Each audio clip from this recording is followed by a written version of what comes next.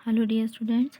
Today we start chapter number 2 of financial statement of a company, balance sheet and statement of profit and loss of your second book, analysis of financial statement. Okay. देखिए इसमें क्या है meaning of financial statement. Financial statement क्या होती है? वो statement होती है जिससे हमें इन्फॉर्मेशन मिलती है हमारी फाइनेंशियल पोजीशन और प्रॉफिटेबिलिटी जो हमारे बिजनेस की चल रही है। ठीक है, उस वो स्टेटमेंट होती है जिसमें हमें फाइनेंशियल पोजीशन हमारे बिजनेस की पता चलती है। ठीक है, तो इसके दो टर्म्स हैं जो कि हमें ये स्टेटमेंट के बारे में मतलब इन्फॉर्मेशन देते हैं। तो फर्स्ट है बैलेंस शीट, सेकंड है statement of profit and loss. इन दो चीज़ों से हमें क्या है फाइनेंशियल जो पोजीशन है हमारे बिजनेस की वो पता चलती है। तो फर्स्ट है बैलेंस शीट, इसको हम क्या कहते हैं पोजीशन स्टेटमेंट भी कहते हैं। It discloses the financial position of the business firm at the end of the financial year. ये हमें क्या है eight the end of financial year, इसमें हमें फाइनेंशियल पोजीशन जो है अपने बिजनेस की वो हम मतलब पता चल सकती है। और सेकंड है statement of profit and loss, it is also called as income statement. ये इसको हम इनकम स्टेटमेंट भी कहते हैं क्योंकि ये जो है नेट रिज़ल्ट बिजनेस का जो है नेट रिज़ल्ट, नेट प्रॉफिट या नेट लॉस, ये हमें eight the and during the year जो है वो बताती है। ठीक है, नेक्स्ट देखिए इसमें nowadays two more statement are accompanied with above statements. These are statement of retained earning and statement of changes in financial position. दो और स्टेटमेंट जो हैं वो इन स्टेटमेंट्स के साथ जुड़ गई हैं। तो फर्स्ट है statement of profit and loss appropriation, इसको हम स्टेटमेंट ऑफ रिटेन अर्निंग भी कहते हैं। ये हमें प्रॉफिट जो हमारा कंपनी का पूरे ड्यूरिंग द पीरियड जो मतलब ईयर है, तो जो हमारे को पूरे पीरियड में प्रॉफिट बताती है। Creating various reserves and payments of dividend on equity and preference share. ठीक है, जो हमारे रिजर्व एंड पेमेंट्स जो हमारे यूटिलाइज किए जाते हैं on off dividend on equity, जो डिविडेंड और प्रेफरेंस शेयर से जो हमारे रिजर्व्स एंड पेमेंट्स जो हैं यूटिलाइज किए जाते हैं, तो उनकी पूरे ईयर में जितनी हम प्रॉफिट अर्न करते हैं तो ये हमें उसके बारे में बताती है ये स्टेटमेंट। ठीक है, और इसके बाद है statement of changes in financial position. इसको it includes a funds flow statement and cash flow statement. इसमें दो और स्टेटमेंट्स जो हैं इंक्लूड करी जाती हैं। फर्स्ट है funds flow statement and second is cash flow statement. अब फंड फ्लो स्टेटमेंट क्या है? Show the sources and application of funds. जितने भी हमारे सोर्सेज हैं फंड्स जहाँ से हमारे कवर होते हैं, तो ये हमें फंड फ्लो स्टेटमेंट से पता चलते हैं। और कैश फ्लो स्टेटमेंट में क्या है? Show the sources and application of cash and cash equivalents during the period, कि जितने हमारे सोर्सेज और एप्लीकेशंस मतलब जो कैश से रिलेटेड हैं, जो हमारे पूरे एक मतलब ईयर में पूरे पीरियड में जो हमारे यूटिलाइज होते हैं, जो चाहिए होते हैं, तो वो हमें कैश फ्लो स्टेटमेंट बताती है। ठीक है, इसके बाद देखिए नेक्स्ट जो टॉपिक है इसमें financial statement of a company. तो इसमें क्या है? Under Indian Companies Act 2013, it has been made compulsory for companies to prepare their financial statement and present the same before the shareholder for their approval in every annual general meeting of the company।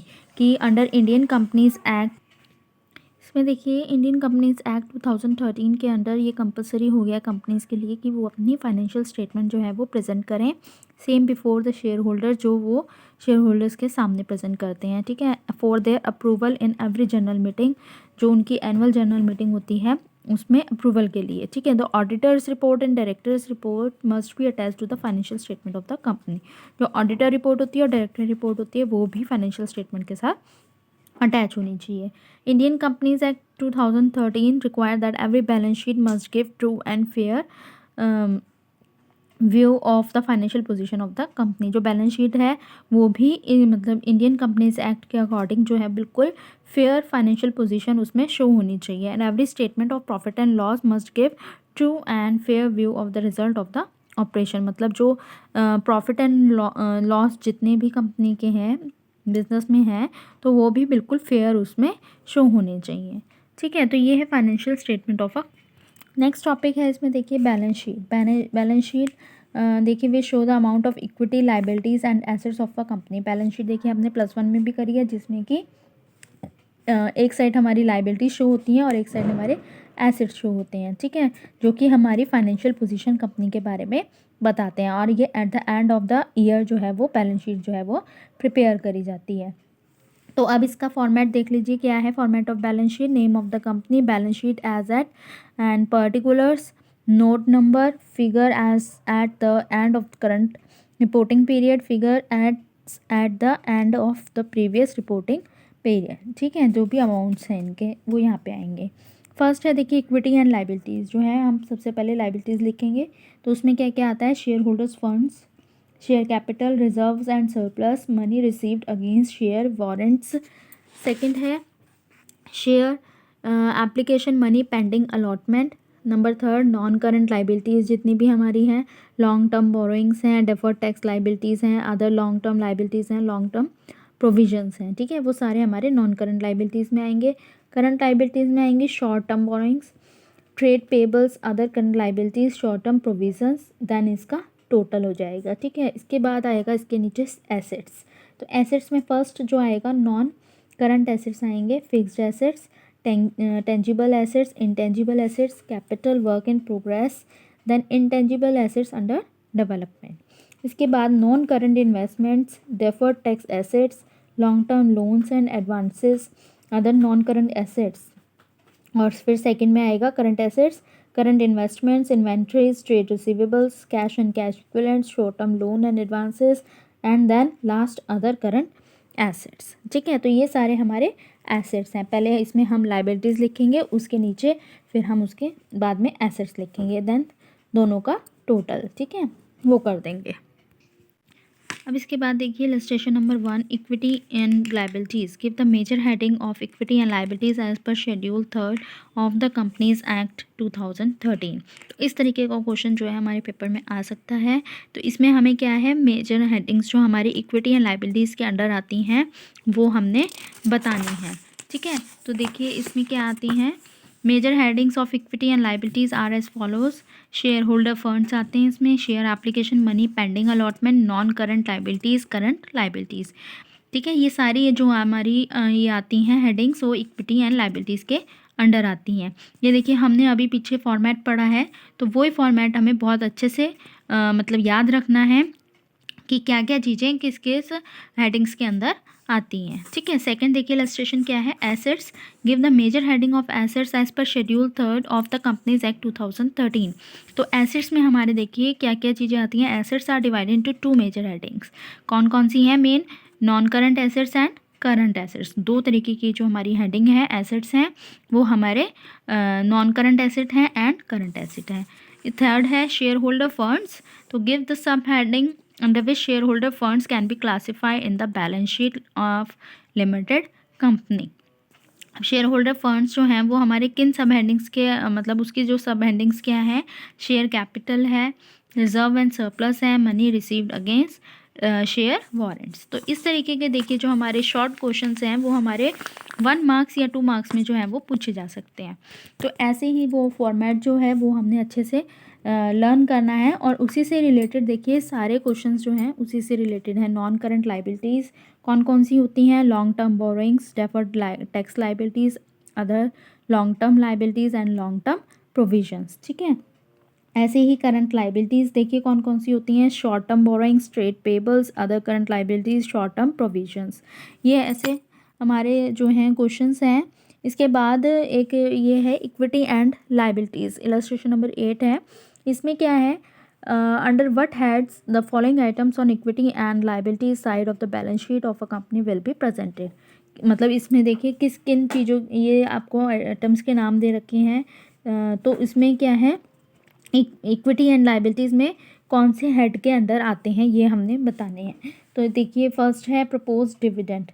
Propose dividend जो है हमारा heading आता है contingent liabilities, ठीक है, इसके under आता है, ये हेडिंग के अंदर आता है। फिर उसके बाद है डिवेंचर जो है हमारे नॉन करंट लाइबिलिटीज़ होते हैं ये, तो हमारे लॉन्ग टर्म बोरोइंग्स के अंडर आते हैं, ठीक है। डिवेंचर्स जो है सब हेडिंग जो है ये सब हेडिंग्स हैं।